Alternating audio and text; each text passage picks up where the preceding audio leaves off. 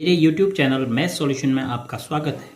यदि आपने अभी तक चैनल को सब्सक्राइब नहीं किया है तो प्लीज़ चैनल को सब्सक्राइब कर बेल आइकन का बटन जरूर प्रेस कर लें, जिससे कि गणित के किसी भी प्रश्न पर बनने वाली वीडियो अपलोड होते ही नोटिफिकेशन के द्वारा आप तक शीघ्र पहुंच जाए। प्रश्न संख्या 4 है, उस चतुर्भुज का क्षेत्रफल ज्ञात कीजिए जिसके शीर्ष इसी क्रम में ऋण 4, ऋण 2, ऋण 3, ऋण 5, 3, ऋण 2 और 2, 3 है। तो सबसे पहले हम एक चतुर्भुज बनाते हैं और इसी क्रम में हमें शीर्ष दिए हुए हैं, तो हम उसी क्रम में उसके शीर्ष रखेंगे।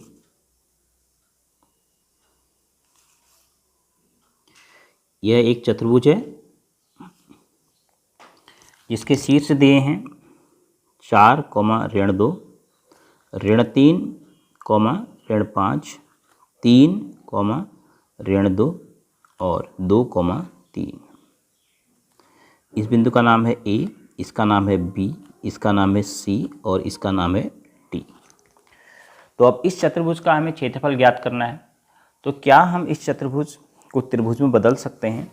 हाँ, हम इसके कोई भी एक विकर्ण को खींचकर, दो विकर्ण इसमें हैं तो हम कोई भी एक विकर्ण खींच लेते हैं और दोनों त्रिभुज का क्षेत्रफल निकाल सकते हैं। ए बी डी त्रिभुज का जो क्षेत्रफल है उसको अगर हम बी सी डी त्रिभुज के क्षेत्रफल के साथ इस डॉटेड लाइन के साथ मिला देंगे, अर्थात इन दोनों कागज़ को चिपका देंगे, तो आपको पूरा चतुर्भुज प्राप्त हो जाएगा। तो हम पहले इस त्रिभुज का क्षेत्रफल निकालेंगे, फिर इस त्रिभुज का क्षेत्रफल निकालेंगे नंबर 2 का, और उन दोनों क्षेत्रफलों को जोड़ देंगे तो चतुर्भुज का क्षेत्रफल हमें प्राप्त हो जाएगा। तो त्रिभुज ए बी डी का क्षेत्रफल, ए बी डी का क्षेत्रफल बराबर 1/2 एक्स वाई ऋण वाई धन एक्स, केवल आपको देखो वाई ऋण वाई याद रखना है बस, धन एक्स वाई ऋण वाई बस।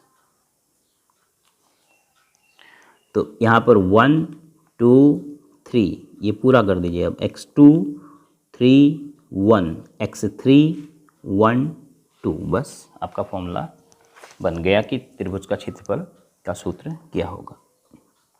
अब उसके बाद 1/2 अब हमने मान रखने हैं किसके? ए बी डी के। आप ए बी डी के कहीं पर भी निर्देशांक लिख लीजिए। ए 4, ऋण 2, ऋण 4, ऋण 2, ये ऋण 4 है। बी ऋण 3, ऋण 5 और डी है 2, 3। एक पंक्ति में आपने लिख लिया। फिर उसके बाद किस प्रकार हम सूत्र में मान रखते हैं वो देखते हैं। तो सर्वप्रथम हम तीनों बिंदुओं में x देखेंगे। x निर्देशांक क्या है? ऋण 4 है, ऋण 3 है और 2 है। इसको एज इट इज रखेंगे। ऋण 4 उसके लिए कोष्टक लगाएंगे, फिर ऋण 3 उसके लिए कोष्टक लगा देंगे और फिर धन 2 उसके लिए कोष्टक लगा देंगे।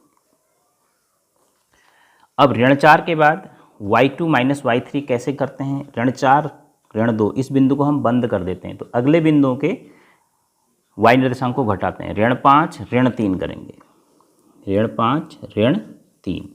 फिर उसके बाद ऋण 3 ये बिंदु है, तो अगले बिंदु में से इसको घटाएंगे तो 3 ऋण 2, तो क्या हो जाएगा? 3 धन 2। फिर 2 कौन सा है? इस बिंदु का है, तो फिर अगला बिंदु ऋण 2 है।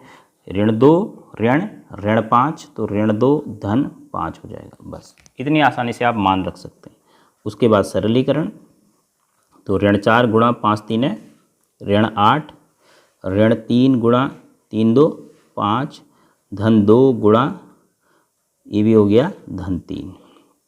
तो आपके पास बचा 1/2, 8 चौको 32, धन का ऋण का 15 और धन का 3 दूना 6, तो बराबर मिला 1/2 गुणा 32 6 38, 32 और 6 38, और 38 में से अगर आप 15 घटाएंगे तो आपको कितना मिलेगा? 23। तो ये हो जाएगा 23/2 वर्ग मात्रक। एक त्रिभुज का क्षेत्रफल आपने निकाल लिया। अब दूसरा त्रिभुज है त्रिभुज बी सी डी का क्षेत्रफल। अब इसके लिए दोबारा सूत्र लिखने की आवश्यकता नहीं है, सीधे हम मान रखेंगे। तो पहले हम बी सी डी नोट कर लेते हैं। बी कितना है? ऋण 3, ऋण 5। इसको आप रफ में भी नोट कर सकते हैं, 3, ऋण 2 और 2, 3। अब इसमें एक्स देखिए, ऋण 3, 3 और 2 हैं, तो ऋण 3, धन 3 और धन 2 है। तो बराबर यहाँ ऋण 3 के साथ क्या लिखेंगे, ऋण 3 के साथ लिखेंगे ऋण 2 ऋण 3, ऋण 2 ऋण 3, क्योंकि y निर्देशांक कोष्टक में घटेंगे। 3 दूसरे बिंदु का ये है, तो इससे अगला बिंदु क्या है, 3 ऋण 5 लिखेंगे, तो 3 धन 5 हो जाएगा। फिर 2 ये है, तो फिर अगला बिंदु ये है ऋण 5 ऋण 2, तो ऋण 5 धन 2 हो जाएगा। तो कोष्टक के अंदर की चीज़ें सॉल्व हो के आएंगी, ऋण 3 गुणा ऋण 5, धन 3 गुणा 5 3 8, धन 2 गुणा ऋण 3। तो आपको मिलेगा फाइनली धन का 15, धन के 24 और ऋण के 6।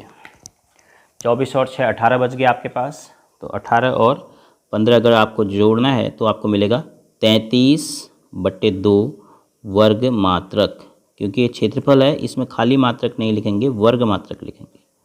वर्ग सेंटीमीटर या वर्ग मीटर में आपका क्षेत्रफल प्राप्त होता है, इसलिए वर्ग मात्रक आप लिखेंगे। तो अब हमें चतुर्भुज का क्षेत्रफल ज्ञात करना है। तो चतुर्भुज हमें चित्र में दिखाई दे रहा है कि चतुर्भुज के क्षेत्रफल में कौन कौन शामिल है। तो चतुर्भुज ABCD का क्षेत्रफल बराबर त्रिभुज ABD का क्षेत्रफल धन त्रिभुज BCD का क्षेत्रफल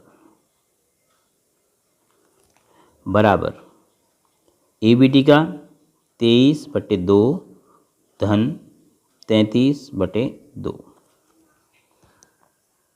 तो 23 और 33 20 और 30 50, 3 3 6 56 हो गए, 56/2।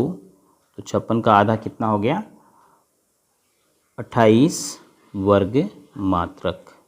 ये आपके पास चतुर्भुज का क्षेत्रफल आ गया।